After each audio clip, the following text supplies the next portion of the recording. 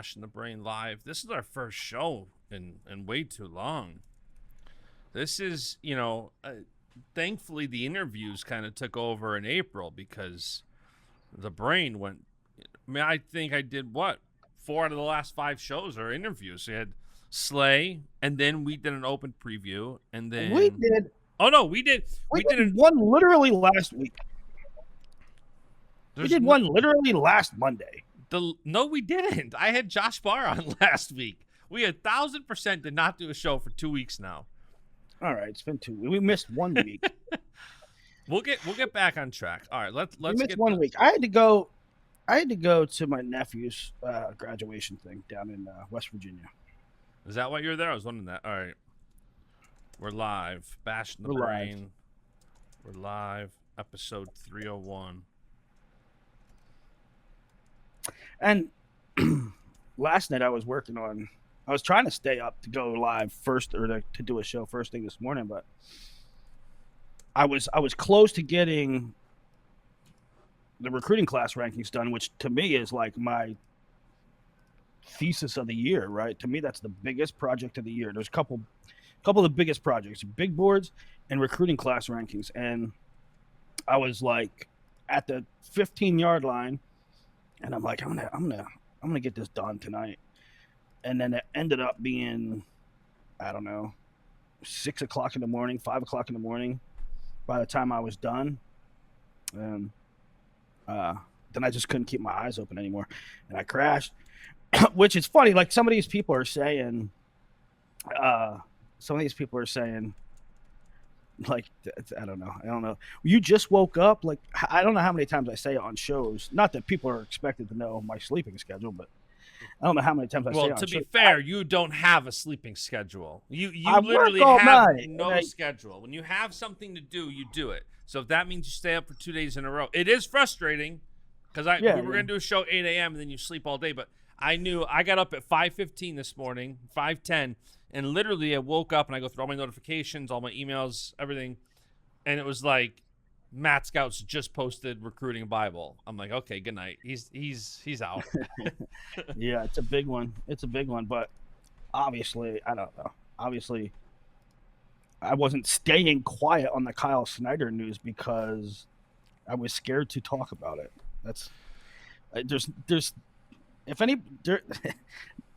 Nobody's scared. I'm scared to talk about nothing in wrestling. I love Taylor Venus in the chat.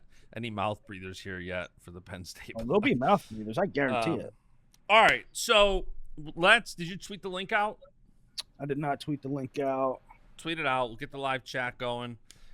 I'm in a meeting. How long will we be shooting before we get the real topic of the hour? We're going to talk about Snyder's news to kick off the show, and then we're going to dive into some other stuff. Alvarez to Iowa, World Team Trials preview, some random news and nuggets, RAF, AWA, all sorts of things. So we'll start the show with the Snyder news. I know people want to hear our opinions on it, which I don't have much to say, but we'll get into it for a few minutes. Yeah, for the people in the chat, we're kind of like we're not getting into the subject quite yet. We're letting people see the link and get in here before, so they don't miss stuff. But you want to kick off the Snyder news? You want me to? Go ahead.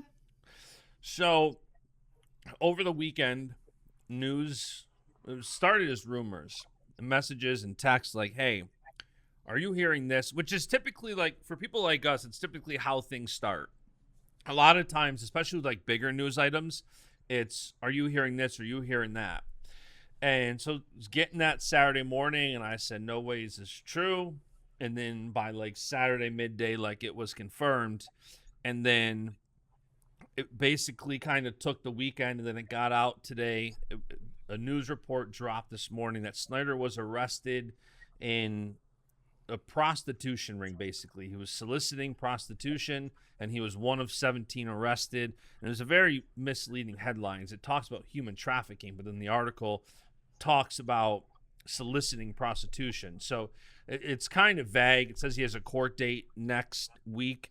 And, for one thing, for the people, and it's primarily only the mouth breathers that are like, Where's Basch with the graphic and this and that? Like, guys, when it comes to like arrests and the ugly stuff, like I don't care to really dive into that too much. Like, I want to, promote the sport and share good stuff. And like, not to mention, even people get mad, whether it's you, me, Flo, whoever, like when there's a legal incident going on, you can't just say whatever you want. You have to kind of do things at the right time. And I did want to record this morning, but I'm glad that the report came out because it makes it easier to at least mention. But there's a lot of mixed reactions to it. My thing is, in a nutshell, I think number one, we don't know any of the facts. We know none of the facts. We know what this report said, and we don't know too much more. There's you have a family involved, the wife, kids. Like, there's a lot here that I really don't want to. Obviously, it sounds like Snyder potentially did something bad. And I think there's, going to be ramifications, and, we can kind of talk about some of what those might be, but yeah, it sucks. I'm not, it's nothing that you see news break and you're like, oh, this is going to be fun to talk about. And even as a fan, it's like, it's nothing that you want to see as a fan of the sport, I don't think. It's not something to cheer about.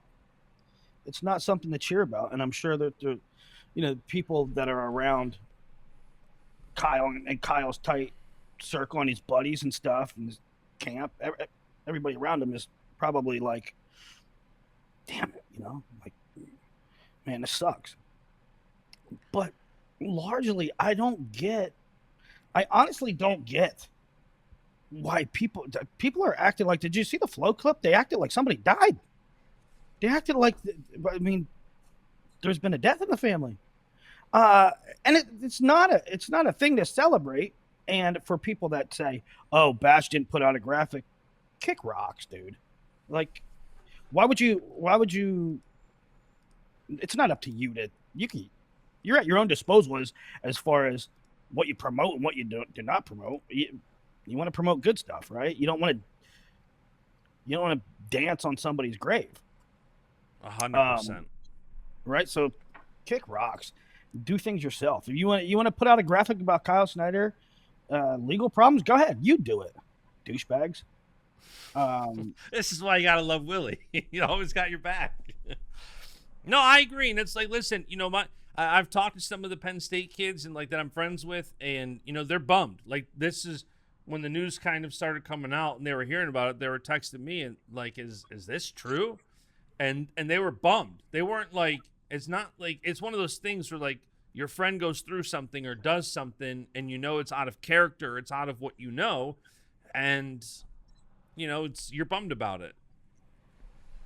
Yeah. So, to touch on a couple other things. I started getting, the first text I got was from, he's a wrestling guy, but from Ohio. And it's a guy that doesn't break news, but, he said, I heard Kyle Snyder got arrested. And then piece by piece, people start texting and it starts coming out. And, if some people don't say why, it's funny. The wrestling community is funny. I guess it does not just specifically wrestling community, but people in general, when they say, like, they'll say like, oh, Minio always puts the cart before the horse. He needs to do some fact checking and do some this and do some that. And then at the same time, when a graphic doesn't come out from Basch, when I don't put something out, when Christian Pyle doesn't comment on Twitter about the Kyle Snyder thing Saturday, Sunday, and then it's like, why are these guys so quiet? Dude, shut up. Fucking clowns. I can't take it. I mean, they're idiots. There's a lot of like, it's tough to even talk about this whole thing. We don't know much. Like, he's got an initial court date, I think a week from today. I suspect partners, and whether it's NLWC, Rudis, USA Wrestling, I suspect we'll slowly start seeing some statements.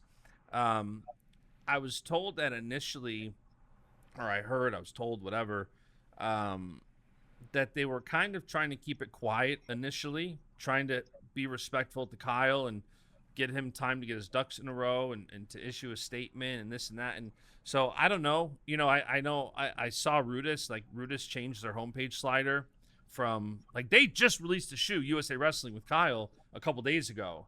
And I can see that everybody's getting backlash. Well, that's what was told to me was he was in Columbus. The reason he was in Columbus is because he was doing a photo shoot. He was doing photo shoots, I think Wednesday, Thursday, Friday at Rudis. That's what I was told. And he, I think he also did a local clinic. Yeah, he did. And then the incident occurred Friday sometime. And the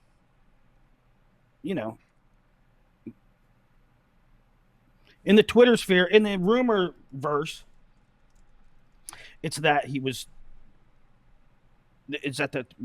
there was a sting kind of operation. It wasn't like he walked down the street and talked to somebody, right? He didn't walk down the street and solicit a girl. It was done online. That's the story I'm getting. I don't know if it's true. I don't know, but and they caught him on the interwebs. So that's the story I'm getting. Yeah, and like Don's asking in the chat, what do we really know? Nothing. And that's the thing. We don't know anything. And, No. I feel like there's two aspects to the fandom. One is the fact of, man, I can't believe this. To which I said, listen, we're not perfect. We are human. We are flesh. We're going to fall.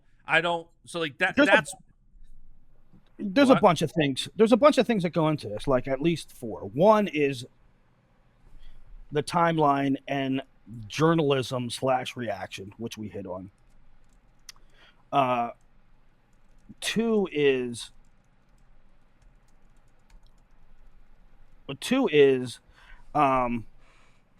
what actually happened, which we don't know too much of. And it's touchy to talk about legal stuff when you don't know. 3 is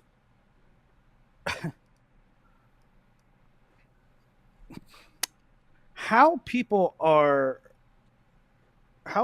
reacting, and specifically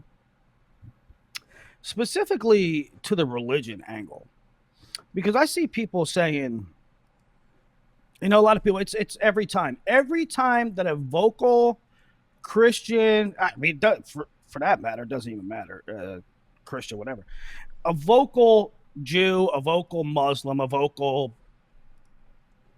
Christian, anytime that one of those people do something wrong, you get, you're phony, you're this, you're that, so much for that religion stuff. Guys, preaching the word, being religious does not mean you're infallible, right? But living to be a better human being. I live to be a better human being every day. You obviously see me. I'm on camera often. I'm not perfect. I got lots of vices. There's a lot of things. I try to be a great person every day. I try to help people.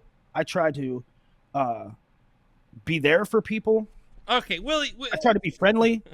That does not mean that I'm infallible. And it does not mean that Kyle Snyder's infallible. I agree. And so, if anything, it means he needs God more than ever. All right? And I get that the same reason that people didn't have empathy for Bo Nickel was because he talked a lot. If Bo didn't talk so much, he wouldn't have received that hate or that reaction. And Kyle Snyder, if he never said anything about God, probably wouldn't have this finger pointing at him like, "Ooh, you talked about God, now you did something bad." At the end of the day, are you a good person? Because if you're a good person, you don't celebrate other people's failures. What you do is have empathy and say, I hope he rebounds from it. I hope he learns from it. I hope he gets better from it. And that's what everybody should be saying. They shouldn't be saying phony Christian. 100%. People in the chat asking about Sasso news. I have no clue. I've heard nothing about Sasso. But all right, so we'll wrap up the Snyder stuff with that. Wanted to just touch on it. No. There's a way. There's a fourth prong to that, pal. And that is he gonna wrestle? Yeah, that's kind of one of the big ones that I feel like, depending on what happens next week, if he's actually charged with something, that it could be real simple. If he's actually charged with something, especially sexually related, that could yank his safe sport compliance and he could be done. Like, I feel like a lot of that is going to be, I mean, honestly, even depending on how this plays out, Final X, we're in 4 weeks. We're 4 weeks away. So even trying to train now for Final X, I don't think he's going to compete at Final X. That's just my gut reaction to it. Listen, Sammy Alvarez, okay. The only people that should really be concerned about this is Kyle's like lawyer and wife and kids. That's the only people that other people should just be like, you can judge Kyle whatever way you want, but he didn't kill anybody, guys. It's not. Feel how you want to feel about Kyle Snyder, but to me, if he's able to wrestle, he should wrestle. And he should wrestle as soon as possible. You're not going to change things until you get reps in. Like, if he doesn't wrestle at Final X and face the crowd and face the music and face the cameras, it ain't going to go away. It's only going to be pushed back to the next time he wrestles or the first time he wrestles. So get in there and get it over with. That's my advice. All right, let's move on. Let's talk about Sammy Alvarez to Iowa, because you don't think it's actually going to happen. Well, I don't understand any way he's eligible. I love Sammy, but I don't understand how. I mean, I'm not trying to love Sammy Alvarez. I do love Sammy Alvarez. I'm not. I have no power. Nobody from the NCAA is watching the show and said, "Well, Willie said he shouldn't have eligibility, so maybe he shouldn't." I just don't see how he has it. You can't wrestle. Apparently, he's getting the Oklahoma State year back. I don't care. Why Why or how? I have no clue. But right. Allegedly, that's the. And by the way, like there were schools that reached out to me, like the coach is saying, Justin, there's no way he's eligible. We talked to our compliance department, and obviously there's something that he knows and Oklahoma State knows or Ryder knows, whoever, that he thinks he's gonna. I talked to him. He's confident he has this year. It doesn't sound like it's if I get another year, I'm going to Iowa. It sounds like I'm going to Iowa because I have another year.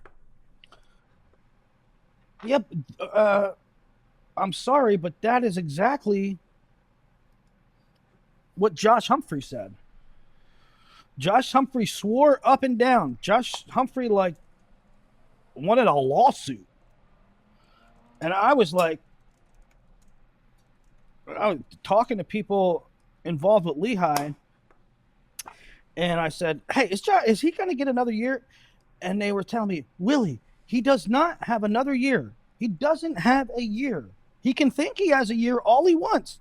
He's happy to go in the portal. I mean, he's fine to go in the portal.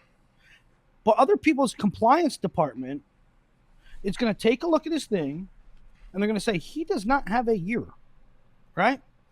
And so, guess what? He didn't have a year. Now, Iowa's compliance department can get his transcripts, can investigate if he has another year, if he can be eligible. They can go through that process. And that's up to them. But To me, I don't see where he got another year. Yeah, and I'm wondering if I was going to do that due diligence before we see a graphic. I don't think I was put anything out. I think just Sammy put a graphic out. But he's confident. He's confident that he has another year. And again, I don't know if there's something that they're going to talk about school to school. I have no clue. Because that was the general thing. Everybody saw the news and like, he's already had 6 years. How's he getting a 7th? Yeah, especially when he wrestled till damn near February. Taylor Venus, the Tyler Brennan thing, what you're missing there is he did not have another year. He did not have another year. The whole NCAA missed it. The whole Pac-12 conference missed it. The Little Rock compliance department missed it. There's a difference between having a year and wrestling illegally, which was what Tyler Brennan was doing. Yeah, that was more of a crazy miss. That was just a miss. And that's also, I feel like now more than ever, you might have schools doing a little bit more, hey, can you look at this guy? Hey, can you look at this guy? If we see something where nobody really looked at it because it was Little Rock. If that was a Big Ten program, one of the bigger Big 12 programs, like people are going to question it a bit more.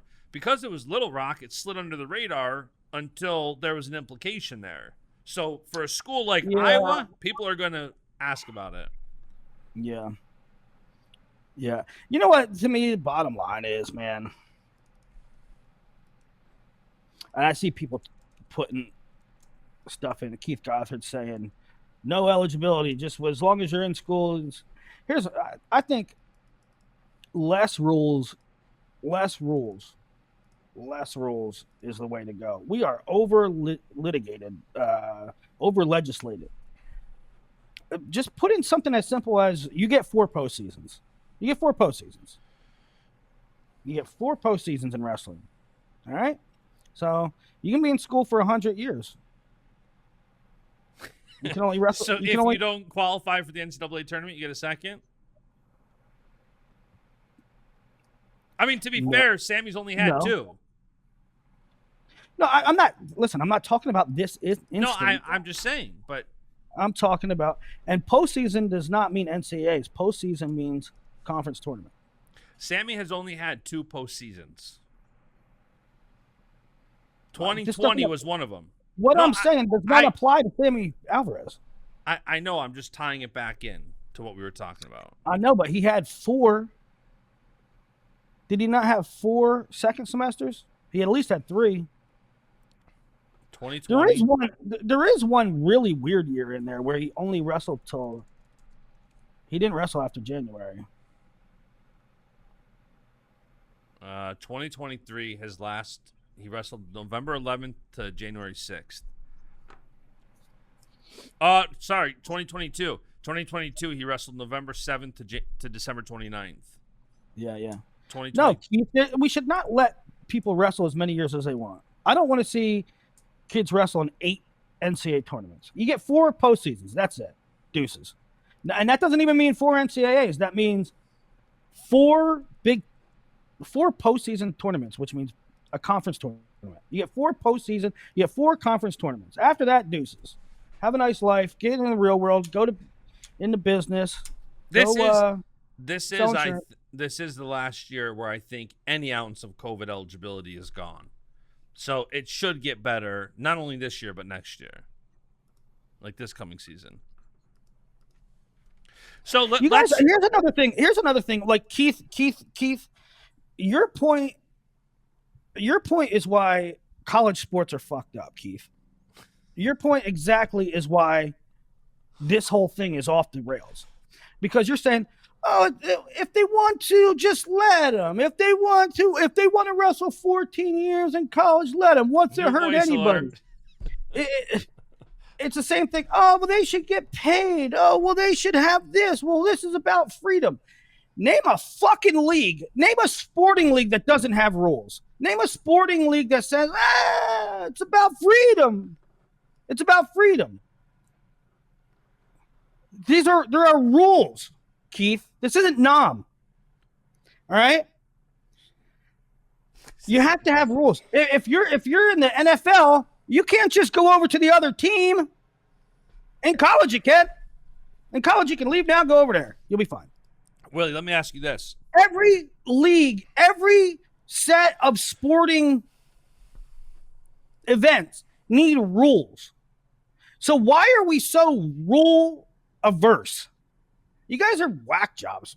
You got one guy commenting about rules. Let me ask you this. No, it's not one guy. The state of college sports are what they are right now because a bunch of freaking clowns said kids should be paid. Boo-hoo, wah, they should. There's 2 rules. The NCAA is oppressive.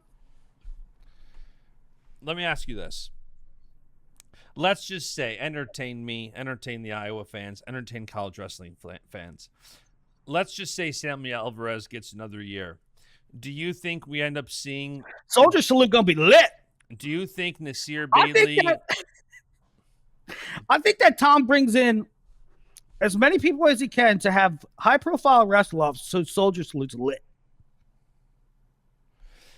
Do you think that is going to but allow maybe Jordan Williams, Nasir Bailey, someone to redshirt? Like, let's say you have AL Correct 33. me if I'm wrong. Yeah. Correct me if I'm wrong. But didn't Sammy Alvarez at Rutgers, wasn't part of the reason why he left Rutgers because he could not make 41? Or was that 33? He had a weight issue. When he was at Rutgers, I don't know if it's 33 or 41, but he had a problem, and I'm not saying that maybe he wasn't doing everything right. I don't know. Maybe now he's doing things right. And I promise you, there was a point in time where Sammy had a problem with weight. Well, there's 2 interesting things for me about you bring up Rutgers. Number 1, that Sammy Alvarez and Dean Peterson are reuniting. Number 2, how about Sammy Alvarez and Jordan Williams, who wrestled off for an Oklahoma State starting spot 2 years ago, then wrestled in the blood round this year for All-American status, wrestling for Ryder and Little Rock, and now they're both going to be wrestling in Iowa next year. Dude, That's bizarre. crazy. Bizarre. Keith, you're missing the point again. We shouldn't even be paying the kids. Yeah, I think it was 33. But and Sammy did not wrestle 41 at Okie State. But anyway, yeah, it's bizarre. What if you're like, I don't know, Jordan Williams and Sammy Alvarez wrestled off for the spot at Okie State, and I remember being at a dual meet. And Sammy had a tough, close loss. I was actually in the locker room. I was in the room before the duel. It was a relatively big duel. But I was in the room. Who's going to go? Sammy or Jordan Williams? Who's going to go? And they're like, dude, we don't know. We don't even know. John won't say anything. I think John's going to make the decision at the mat. And I mean, these were the coaches telling me this, the assistant coaches. And then we're in the locker room. They got that new locker room, which is real nice. And they still don't know. And go out. We had the dual meet, and they send Sammy out. And Sammy loses. Man, I wish I remember what duel this was. But Sammy loses. And Sammy pretty much knew. Or no, did Sammy lose or did Jordan Williams win? Either way, I went back in the locker room, and Sammy was visibly upset. He was crying. And well, he lost 2 duels at Oklahoma State. 1 to West Virginia, 1 to Iowa State. He lost to Ty Waters and then Swiderski. I don't know if either of those ring a bell. I'm not sure. I'm not even sure if Sammy wrestled and lost or didn't get the starting nod. I forget what it was. My memory's fuzzy. All I know is I remember going back in the locker room and Sammy was shaking. Sammy was upset. And so it's weird. It circles back around. And then he beats Jordan Williams, they both leave. He beats Jordan Williams in the blood round, I believe, or the round of 16.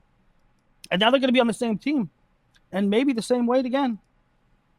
Bizarre set of circumstances. And I don't know, maybe one of them can go up to 57. I don't know. And you have rumors swirling. Well, they've been swirling for 2 years now, but about Caliendo going to 57. It seems to have more legs. I talked to other Division I coaches, and they said, I heard that Caliendo is going down. I don't know. We spent a lot of time last year talking about what they're going to do in that weight range, 65 to 84. And there's no clarity, but maybe Jordan Williams can move up to 57. Maybe Sammy Alvarez can move up to 57. Maybe Caliendo could go down. I see some people projecting, what if Sammy went 41 and Nasir redshirted? I don't know. I mean, Sammy looks kind of big. Can he hold 41 effectively for a year? I mean, that would be a great option. Redshirt Nasir, he gets to be a full size 41. But we'll see. I mean, I'm hearing here's one for the chat that you all might like, and I don't know if it's 100% true. But just like, Caliendo, we're starting to hear little rumors past couple months. Maybe this is the year Caliendo goes down.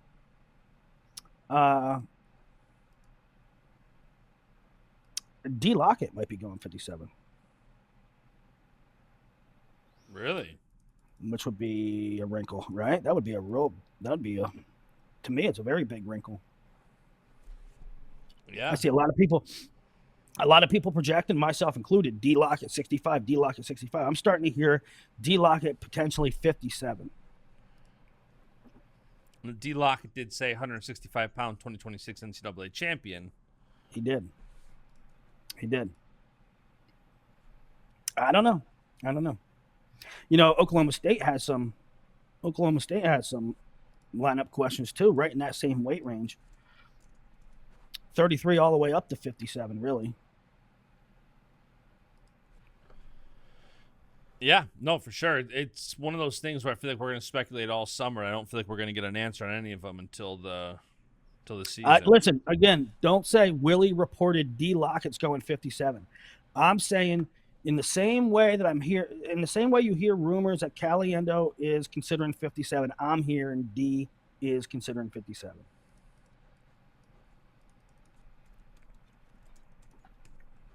That would be interesting. It would be interesting, and it would.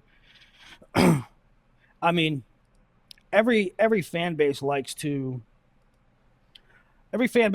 slot in guys the way it best creates their potential lineup, right?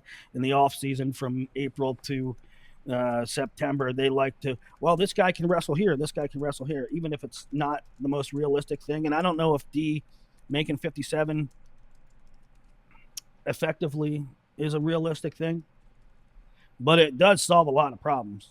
I mean, it puts Dee in a bracket without Mitch Mesenbrink. Right. It also allows Facundo to rest on a comfortable weight, so it may be a perfect weight. And they could maybe get Ryder and Braden Thompson both in the lineup. I don't know. I'm just, we're spitballing here. We're just talking. This is water cooler talk. So Dee 57, Facundo 65, Ryder 74, Braden Thompson 84, Merrill 97 would be the plan. That would probably be the plan. Now, at the same time, let me pump the brakes here, because when I was talking to David Taylor about national dual lineups, and this was a month ago. If you go to Matt Scouts right now, you'll see a post that says national projected lineups for national dual teams.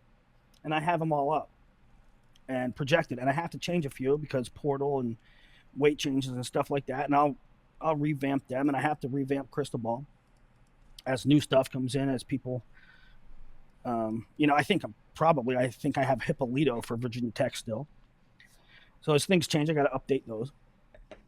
But before I even put them up, I said, "Hey, David, I got projected lineups for all the teams." And this is back when I thought they were gonna like hand select them. And David was like, "Cool, tell me what my lineup is next year." And I'm like, So David doesn't even know, right? They got a lot of moving parts, and David probably shouldn't know at this point. You set him up, you coach him up all summer, and in the fall, you see how your guys are performing and who wins a spot. David probably shouldn't know right now. What I'm saying is, I'm not saying this is going to happen. David doesn't even know what's going to happen. All I'm saying is I'm hearing D to 57 is a possibility. That's all I'm saying. You heard it here first. You want a Baschamania graphic? Dee Lockett to 157? Don't do that now. Yeah, say Willie said unequivocally on the show that Dee Lockett's 100% going 157. Per the brain. Yeah. All right. So we touched on Snyder. We touched on Alvarez. We touched on Locket. Do you want to talk World Team Trials this weekend? Are you going? No. Oh my God, you're gonna let down. I know. Let down our boy Fred I Minnick. know. I'll make it up to him. I want to hang out with Fred, but I'll be hanging out with the other Fred, my son Fred. My birthday's Saturday. Hey, we got a shout out to us. We got Nick Lee in the field. Shout out to us. Shout out us. I was cracking up when the official entries came out. You want to run through that? We'll talk World Team Trials. Why don't we do a show like Thursday and talk about that? We gonna wake up? Yeah, I got. Look, there's not too much to talk about. Let's just run through the weights real quick. All right. You need me to send you the? No. I have a big brain. I can process. All right, so we'll go through kind of quickly because we saw a lot of this at the Open, but there's just a couple new additions. 65. So there's no 57, there's no 61 because those matchups are set. Spencer Lee, Luke Lillidahl, and then 61 is Vito Arujau and Jax Forrest. 65 at the World Team Trials. Blaze and Gross up at 65 because there's no 61. Love seeing them compete. And then we got Real Woods, Brock Hardy, Bo Bassett entering the field. Aiden Valencia, Carter Young, Mendez Bartlett, and as we just alluded to, Nick Lee, which is kind of crazy. Penn State has 3 kids at 65 with Blaze, Bartlett, Lee. If I'm picking that, I think I go Lee. It's hard to say.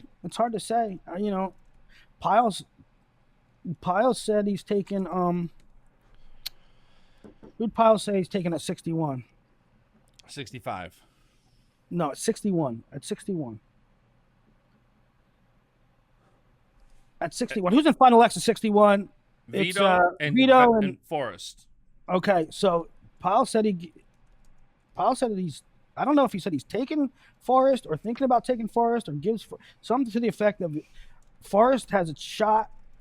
Vito's been off the mat for a long time. It's hard to know what Nick is after being off the mat so long. But if Nick Lee is the version, at least the version that we got a year ago, I'll take Nick Lee. Yeah, it's interesting, too, because sometimes, like, I agree. If you're rusty, you haven't wrestled in a year, that's one thing. On the other, some of these guys, once they start dabbling into coaching more and you're going through the fine details of technique and coaching, they also seem a bit dialed in. So I'm gonna lean Nick there. But that's gonna be a fun field. It's gonna be fun to see where Bassett is at the senior level. You know, you kind of have. It wasn't the worst loss, but you know. He didn't win junior, so it's hard to pick him to win seniors after not winning juniors. Yeah, I don't know. People get so hung up in one loss here and there, and guys, Bo Bassett's fine. Will Bassett's fine. He lost to Luke Stanich, and he's gonna be fine. I don't know. He's gonna compete. He's gonna compete well. He's still in high school. He's gonna, I don't know. This guy's not falling because he lost to Luke Stanich when he was in on like a million shots. Yeah.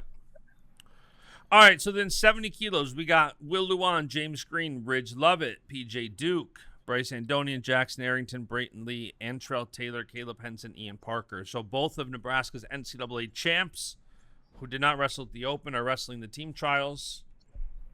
3 Huskers. 3 Huskers in total. Yep. I don't know. I have no clue how to pick this weight. Like, none. Like, I saw I like this weight. Like most weights, I don't know, wake me up like 2 matches in, right? This weight is kind of interesting from the jump.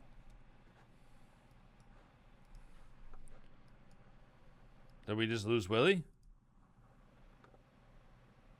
Willie shaved his head before the show. It's got some serious shine. No, Willie just woke up. Did I lose internet? I see YouTube not loading. Did I? And we lost Willie? What happened? Streaming stopped because of an issue.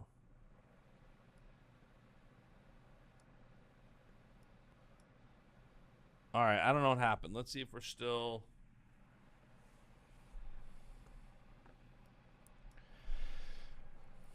I don't know what happened. I don't know if that was my internet, your internet, but...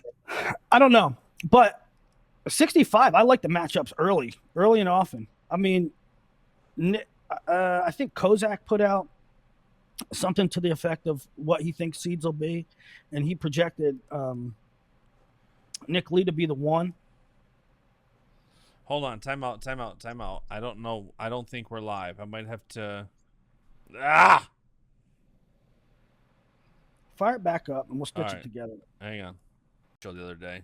While we wait to get people back in. You did a solo show. Your first one in a while. What's that? You did your first solo show in a while. Are we live yet? Yeah, we're live. 301 continue. Let me tweet the link out. Yeah. No, I just really wanted to I was itching to do a show, for like 2 weeks our schedules didn't really align, and I really wanted to do a show, and I really wanted to talk about the Bo Nickel thing before it like was too far removed from the incident to talk about. And Fellers is really good. Fellers watches a ton of MMA, so I wanted to get his perspective on it.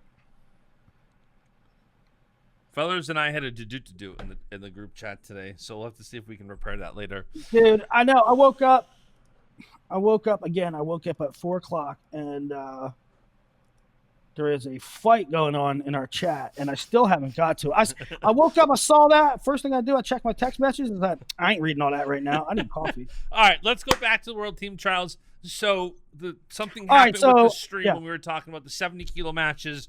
Wake me up after the first 2 rounds, you said.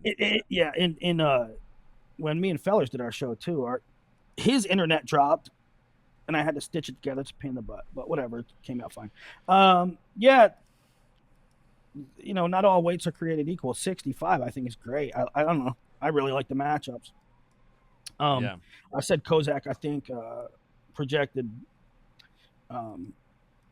Nick Lee to be the 1 seed, and I think like Brock Hardy to be the 9, and so that's an early match. That's fun. It's super fun, in my opinion.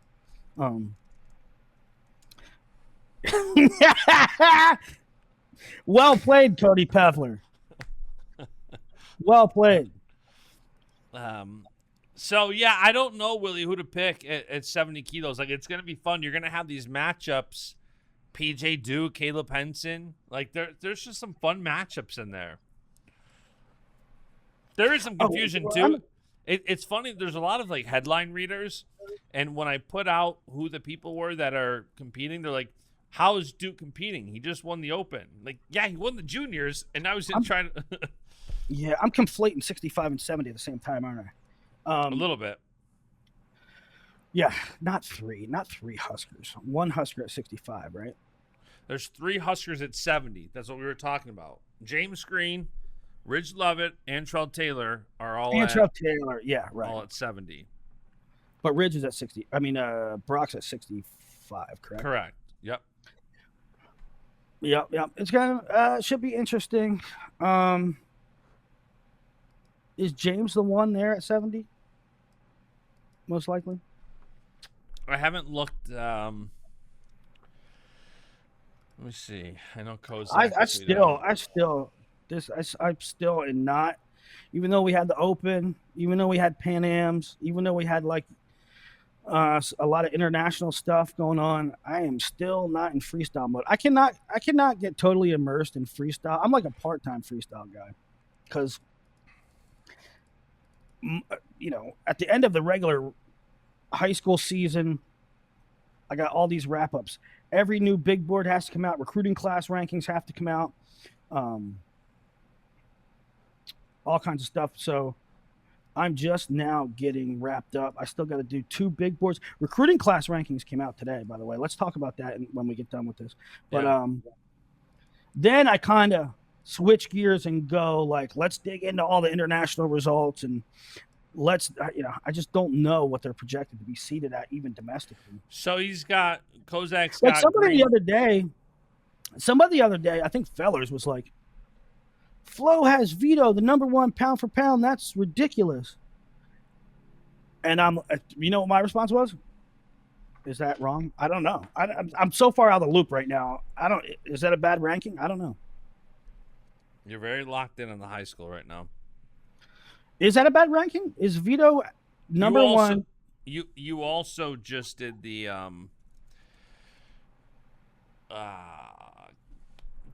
June 15th first call, which a lot of people were asking for too.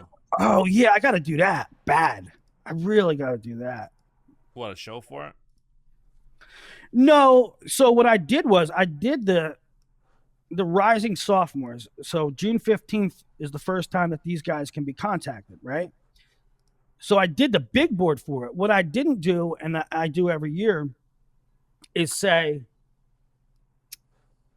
this school needs to contact this kid. The first call for this school should be this guy. And people love that shit. People love that stuff because it's like, what team needs what weight and what premier prospect, so people go bonkers over that. Also, back to Vito, Flo has him 10th. I don't know. Fellers sent a text like 10th pound for pound. Yeah. Taz 1, Sedgelayev 2, Zamalov 3, Sidakov 4, Kiyuka 5, Ono 6. I don't know. Fellers sent a text that they had Vito at number 1. Maybe was it domestic? Was it U.S. pound for pound? I don't know. He's not number 1. It could be domestic, I guess. I don't know. Let's get back to the World Team Trials. We're getting all over the place. Ran it in. They have him number 1 pound for pound among Americans. Yeah, domestic. I'd still put Spencer Lee, I think, above him. Spencer Lee taking silver at the Olympics over winning non-Olympic worlds. Yeah, I think Spencer should be 1. Okay. All right, Willie. So, do you have a pick for 70 kilos? No. They're all freaking. No pick. They're all nip and tuck, and I think the world of PJ Duke. I think he's a problem, and I think he can win the weight. I truly believe that he can win the weight. But the match against Melvin made me like, all right, maybe I need to pump the brakes just a touch, So I don't know. And I think that James is the most seasoned guy, but I also think he plays it too close to the vest a lot of times.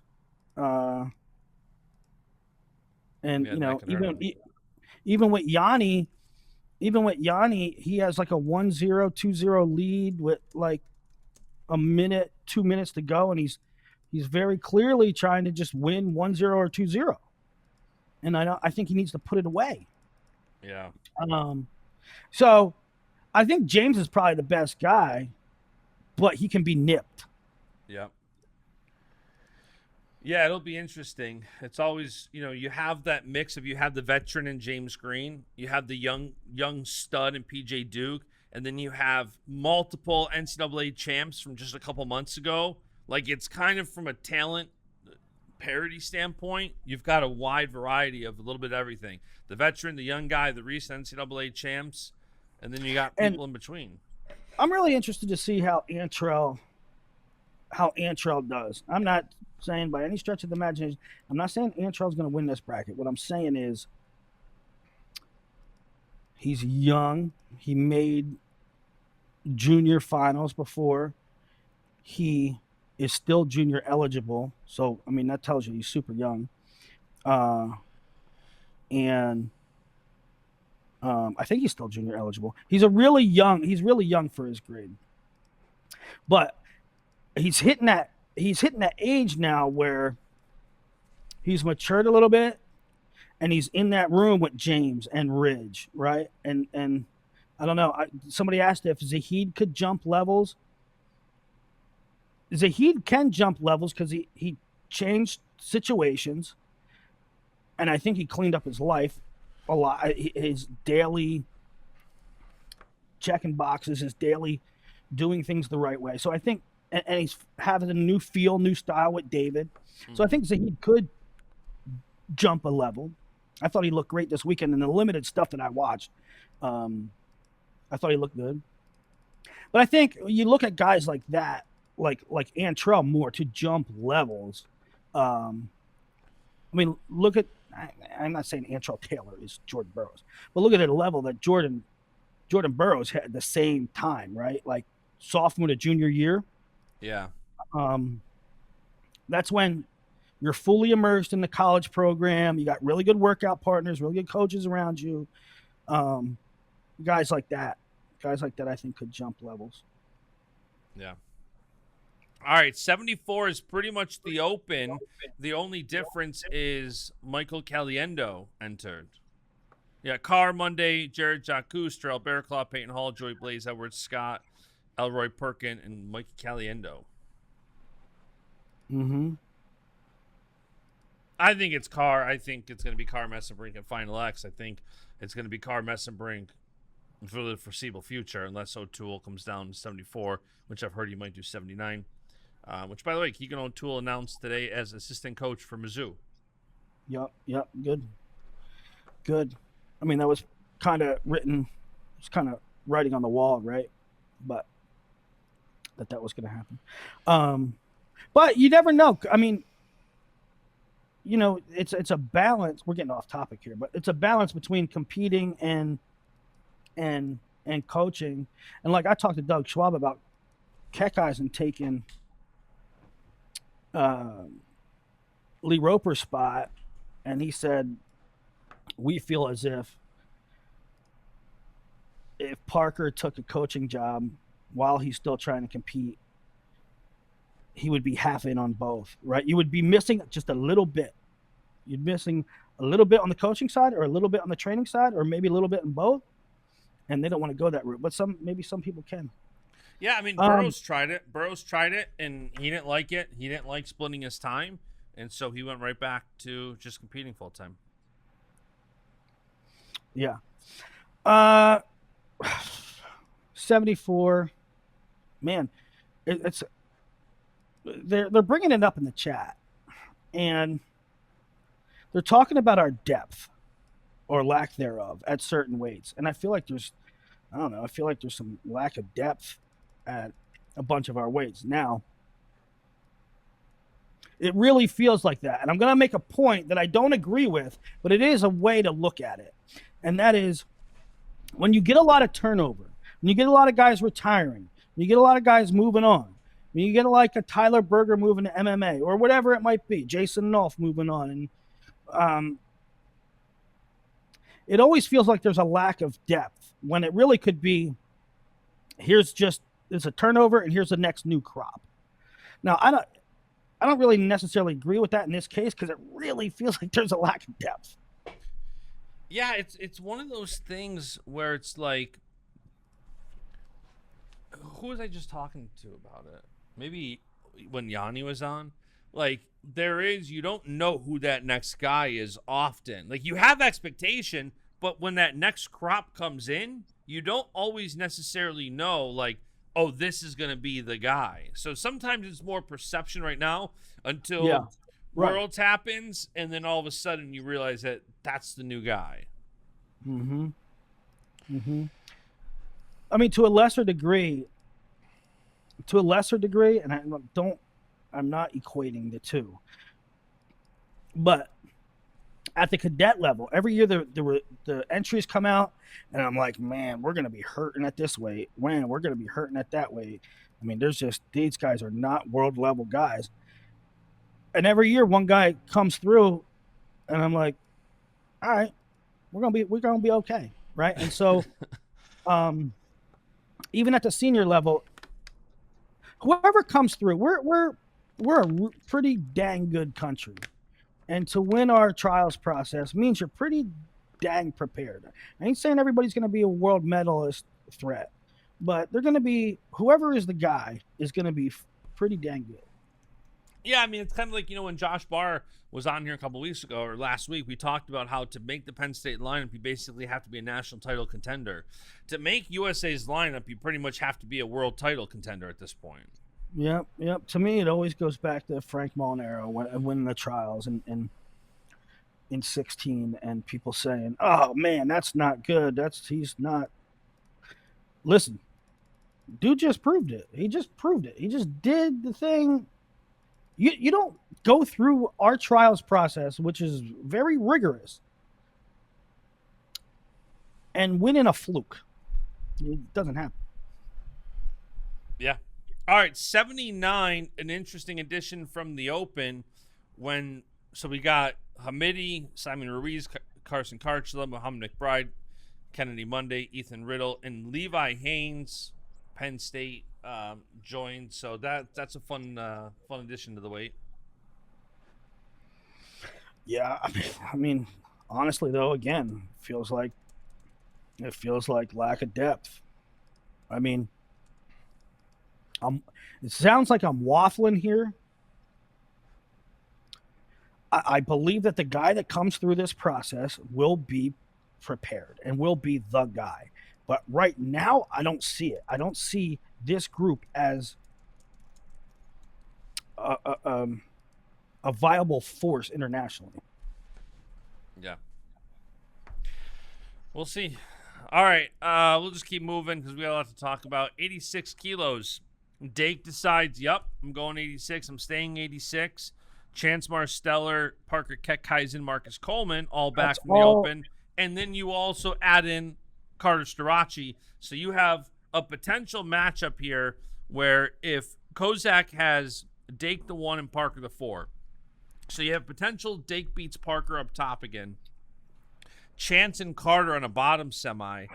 And if Carter beats Chance, we could have a 5-time versus a 4-time NCAA champion. Just kind of crazy. 9 NCAA titles in one match. Bananas. Really crazy. Really crazy. And a fun bracket. And that, to me, it's Dake trusting the process. I think Dake made his decision a long time ago. He's going 86. And I think he probably, even if he feels like he's not at his peak as an 86er right now, I feel like he's probably thinking stay the course and build and get there and get adjusted. And it's not about right now, it's about 28. Breaking news in the pod. Tar Heel Wrestling Club. Welcome to Chapel Hill, Chris Foca. Foca to the Tar Heel Wrestling Club. Good pickup for them. I love Chris Foca is one of the best freaking people in wrestling. That's good for their room. Do you think Carter can do it? I don't know. Is he? I mean, he has real familiarity with Dake. Yeah. Right. So, now I view Carter's freestyle career thus far as kind of half in. Like it always appeared to me like he wasn't full all systems go. I mean, maybe that's me making excuses for him. I don't know, but I've always felt like it was something he was tinkering with as opposed to, yeah, I'm gonna make this world team right now, right? Yeah. That's what it seemed like to me, anyway. I mean, I said the same thing when Levi wrestled at the Olympic trials, and got beat by Facundo. Nothing against Facundo, but Levi just came off a grueling season, and then he's gonna cut weight again, and then Levi wasn't optimized for that. I guess what I'm saying is I have not gotten the impression in the limited freestyle stuff that Carter's done that he was at a cutthroat mentality at any of those points. So there could be a little bit of unknown, like what is Carter when his eyes are on the prize? I mean, what is when Carter really dials in, and is he really dialed in? I mean, he was with Bo Nickel all week last week, right? Yeah. So we'll see. And you know, it was years ago. I think it was 2 or 3 years ago. Had to be 3 years ago when the trials were at Omaha, non-Olympic weight world trials. He hit Marsteller, right? Didn't Chance beat him? Didn't Chance I'm drawing a blank. Didn't Chance and Carter hit? I'm not sure. Let me look it up. I'm drawing a blank. I think they might have. They wrestled at the 79 kilo quarterfinals. Yes. Yeah. And Chance won 5-4. Yeah. Yep. So it'll be a tough. It's definitely a tough path for Carter, having Chance, a world teamer, very tough to wrestle and score on, and then to have a potential matchup with Dake, you know. But if Starachi wins this, he's a world title contender. Well, I think whoever wins this is a title. No, 100%. But my question being, can Starachi win it? Yeah. I don't know. I mean, I could if Carter Starachi wins this whole tournament. Am I surprised? No, absolutely not. 92 and 97 seem pretty thin, don't they? Yeah, 92. I'm glad my guy Josh Barr is entering. 97 is literally 4 guys, and you know it's going to be interesting because, not to shoot right over 92, it's just, you know, you got Barr, Cardina, Sinclair, Mock, Schultz, Plott, Patrick Brophy, who I don't even know who that is. So you could see a Barr. He's from the Citadel, and he's good. I mean, I've literally never heard that name before today. You can have a Barr Sinclair rivalry renewed. You can have some interesting matchups there. 97 only having 4 guys is bananas. And if USA Wrestling does not make a decision before this weekend about 97, I don't know. Like, I had Jacob Casper reach out to me today, and he said, I think I'm going to go this weekend. And I'm like, well, you're not qualified, so you can't. He's like, oh, I thought it was more like the Open. But are you going to have more guys? Otherwise, is the winner of... I don't think USA Wrestling is going to make a decision. I don't think USA Wrestling is going to make a decision on this quickly. If they would, you would have the potential to, this weekend at 97, the two finalists not wrestle and just wrestle at Final X. Or you're going to have the only other time I can recall is Downey, when David Taylor got injured in the one match, and then Downey had already won the Open to challenge Taylor at Final X, and Downey didn't compete at Final X. He had the spot. Yeah, but there is no U.S. Open winner. Kyle Snyder is the U.S. Open winner. So what I'm saying is, if they're not going to do this, but if USA Wrestling said immediately, Kyle Snyder's out, then the two finalists here would not wrestle. They would wrestle at Final X. You know what I'm saying? Yeah. And again, I agree with you. I don't think they're going to make a They ain't decision going to rule before them next out. week. I mean, they're not going to rule them out. To me, I don't see any way they rule him out until his case is resolved. In the timing's weird where he has a court date next Monday, which even that is after this weekend.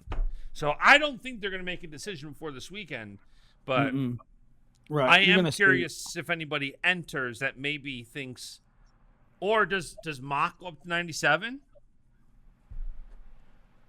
Yeah. I mean, you're gonna definitely see some people consider moving. I know people are already considering moving for sure. Somebody said, where's Colin Moore? Colin Moore just got married this weekend, so he's probably on his honeymoon. Also, Colin Moore retired. Where Colin Moore is. He retired like a couple months ago, I thought. Yeah, I think you're right. I know he retired. I just can't remember exactly when it is. And Nate Jackson, I'm not sure if Nate retired or where he is. Well, and the thing is, too, some of these guys can't enter. I mean, I have to look up what they did in the last year, but some of them, this is not an open. You need to qualify for it. So. Yeah, and I tweeted out the link a while ago, but there's not, like, Brooks is qualified, but he's not wrestling. John Michael Osborne, that's a good question. Where's Buchanan? Yeah, I know Cardenas entered at 92 a couple days ago. Not sure about Buchanan. And I think we're past the point of being able to register and get seated. So people can still register, they just wouldn't be seated. Yeah, so 92 and 97. Personnel alone is crazy and thin. And then you have Kyle Snyder situation, which muddies the water even more. What do we got at heavyweight? Heavyweight, Willie, we got Demetrius Thomas, Hayden Zilmer, Trent Hilger, Christian Lance, Jordan Wood, and Lucas Stoddard. That's it. And it's kind of crazy. I had a note in our show notes, like, are we too good at developing heavyweights because we're making superstars and we're not able to retain them? And listen, if these guys want to go do something and seek opportunity, some of the smaller guys that are really good, they don't have some of those. Like, if you're a lightweight, middleweight, you have MMA. That's pretty much all you can do. If you're a heavyweight, you're in that category. You're in that realm of NFL, WWE. Like, WWE typically wants bigger guys. So it's kind of crazy. Like, you had Gable win the Olympics and then try WWE, NFL. Now it sounds like he's going to go MMA. Mason Paris is trying for the NFL. So it's kind of interesting that we develop these ultra athletic. I don't know if we developed them, but we have them. And then now they're gone. Like, people are kind of surprised about Mason. Yeah. Read the list again at heavyweight. Who's in Final X? Who won the Open? Wyatt Hendrickson, who just absolutely demolished the guys at Pan Am's, destroyed them. Next topic. I don't even care. We're guaranteed to have a good rep. 125 is basically a World Team Trials. It's just the U.S. Open again. And I think Wyatt, like, I don't know if you saw basically the rock bottom yesterday, that he just sent the guy from Canada flying. Like, why I'm so bullish on what Wyatt can do internationally. I am too. Listen, I love Wyatt Hendrickson. I love his whole family. I love everybody. I love Wyatt Hendrickson. I love Wyatt Hendrickson. I had him ranked out of Kansas when nobody even knew who the kid was. I love him. But you cannot watch him pummel guys at Pan Am's and say he's going to go win a world title. I mean, he might win a world title, but not because of what we just watched this weekend. I see people totally going overboard about what he did at Pan Am's. No, I'm just excited for what could be. I'm not saying, like, I don't know where I would pick him in a weight. I'm just seeing how, I mean, beating Gable and then dominating the Open. Like, I'm just excited Gable, to see now we're talking. Now we're talking. But the fact that there is no Gable, there's no Mason Paris, we're losing guys. Listen, we got Wyatt. We're going to be fine. I'm pumped. He's going to be great. And if anybody beats him at Final X, then we're in good shape too. Probably won't happen. But I'm not concerned about heavyweight. I'm concerned about 97. I'm concerned about 92. I'm concerned about some weights. I'm not concerned about heavyweight. And we're back on this. We need a 215 in college because it helps 97. What are you on crack cocaine? What are you on crack? There's nobody there. We just talked about how thin it was. 215 in college is not going to help. Yeah. So that's the World Team Trials Men's Freestyle preview. What do you want to dive into next? You want to talk about very quietly, Ben Askren launched the AWA RTC. Not much to talk about there, but it was interesting. I saw they announced that Evan Wick is going to go there, which school seems like they also, I guess this is a good tie-in if we want to talk about it. The Real American Wrestling Freestyle, Real American Freestyle Wrestling signed Ben Askren. Mm-hmm. And I was just like, Burroughs destroyed him. Is he still competitive with guys? Is he still competitive with guys that aren't Jordan Burroughs? Like, they got to know something. Like, Izzy's behind it. Izzy knows wrestling. It's a pure eyeball play.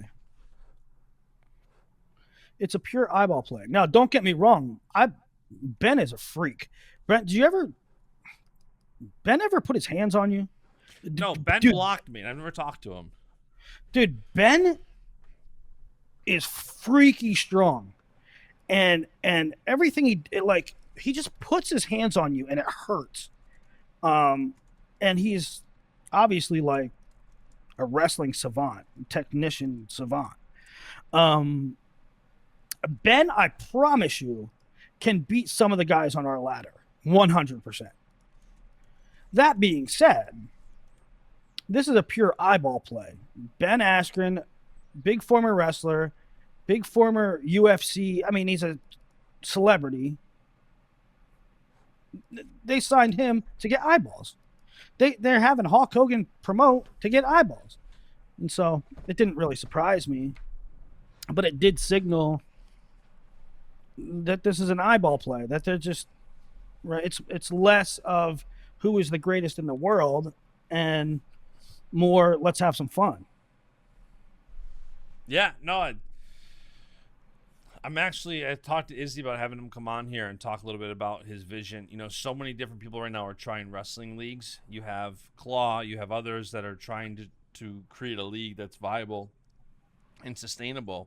And I'm going to have Izzy on here to talk about why he thinks what they're doing is different. He's got a high conviction that he can make this work. Who's that? Izzy. He got a high conviction that he can make it work. Good. I hope it does work. Interested too. You know, I don't know. Real American Freestyle. I'm interested if they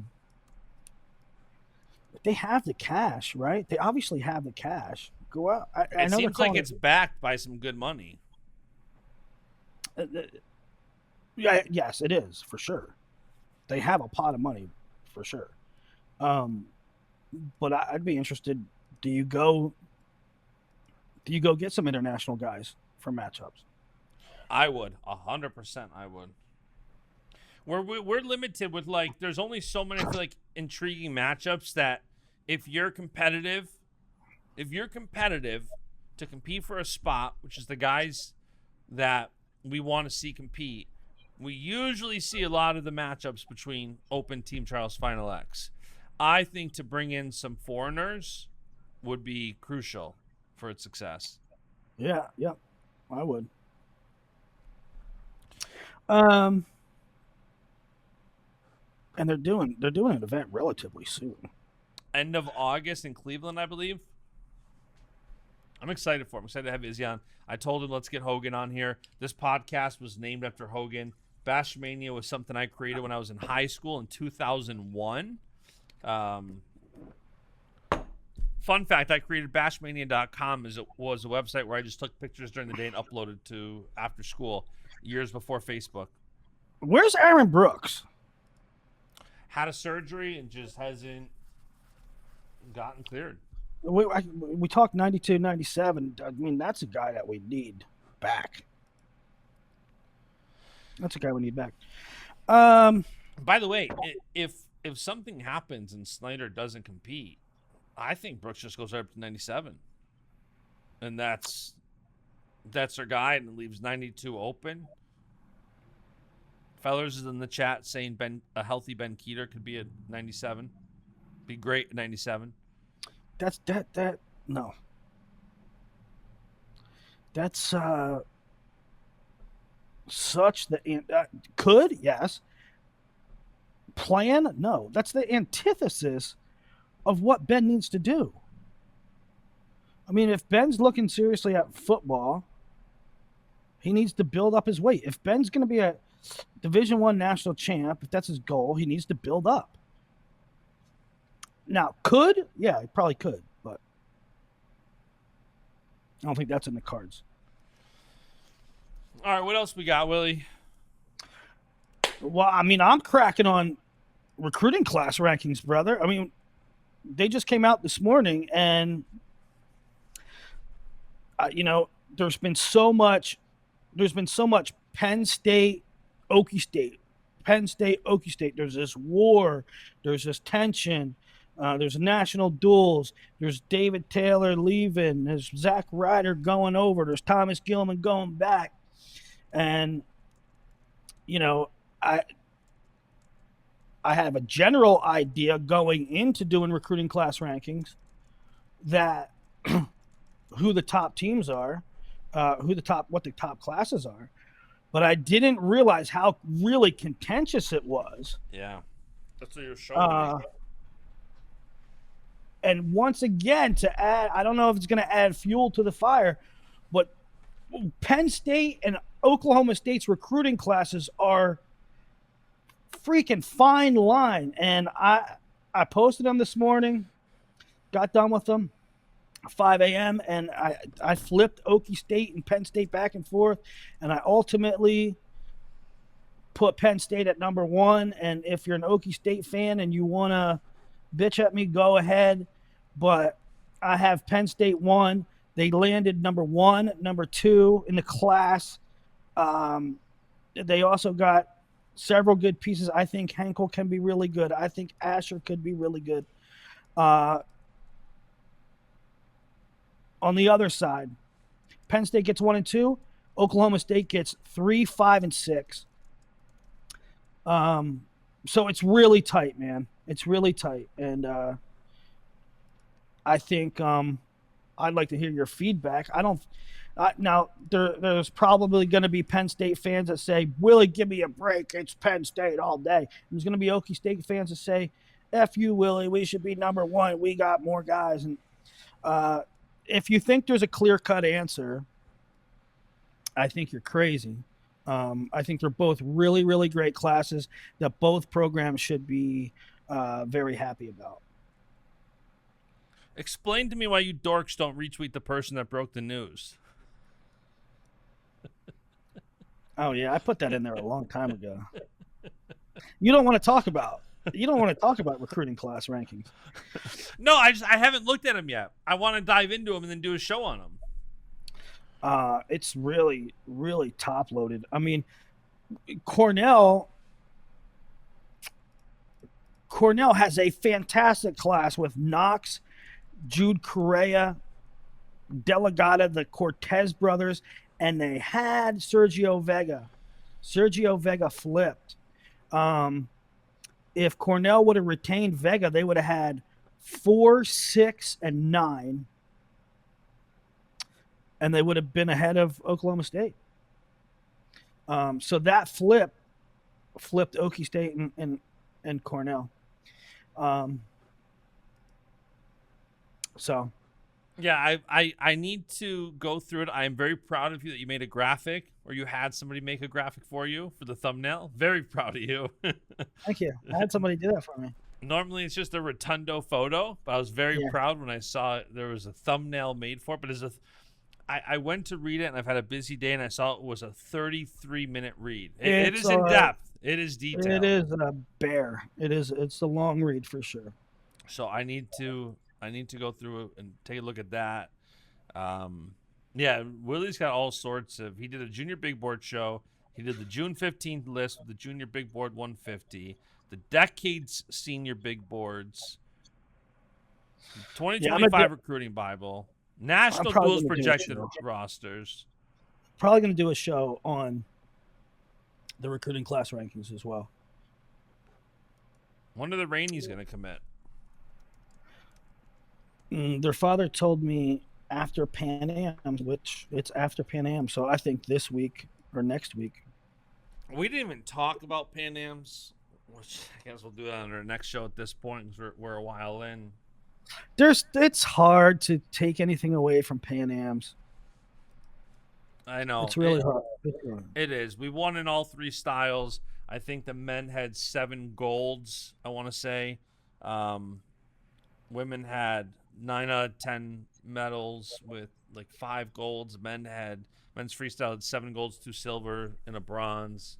But yeah, the Pan Am quality. I saw somebody tweet that they should just allow countries to enter multiple entrants, and I agree with that. Let's do that. Yeah, there's a good point, and this is something I should know, but I don't know. Taylor Venus in the chat is saying, y'all see how the women's club teams at Oklahoma State and Ryder got a ton of prospects. So on the on Intermat, we have a college commitment thing, and it draws in. It's pretty neat. It populates everybody that commits from every division, and men and women. And the women's became the women's just gets flooded.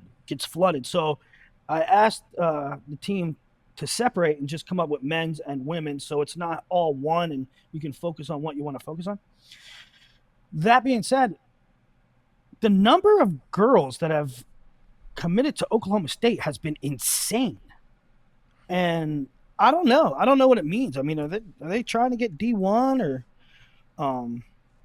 I don't know. All I know is I've been going to Intermat's college commitments page, and I see a flood of Oklahoma State commitments for women.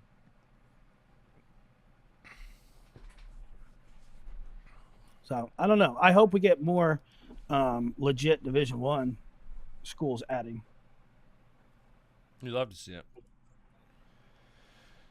All right, Willie. Any final thoughts? No, my final thoughts are I still got a lot of work to do on the recruiting front, so there'll be a lot more content coming up. We will probably, Willie and I will probably be back together for a show. I'd say like next Sunday, Monday. We'll do a World Team Trials recap show. Probably together forever. Together forever, baby. Yeah. I'm trying to think if there's anything else. Kind of went through Snyder, Alvarez, World Team Trials. Willie committed to Dee Lockett's weight change. That's gonna be graphic. It is funny that people, when something happens, good or bad or indifferent, like where's the Baschamania graphic? Yeah. I don't know. I wouldn't want to put it out either, but hey, Week 16 doubleheader, December 20th. Eagles, Commanders, Packers, Bears. How's that for a random tidbit? Week 16 doubleheader. Week 16 doubleheader on a Saturday, December 20th. Eagles, Commanders, Packers, Bears. That's great, but random. I just opened up Twitter. Saturday. Yeah, I just Why? The schedules are out? No, but they started teasing it. Like Schefter put out earlier that it's Cowboys Eagles to kick off week 1. Cowboys. They should take a year off. Just regroup. You're a Dak Prescott and a Mississippi State lover.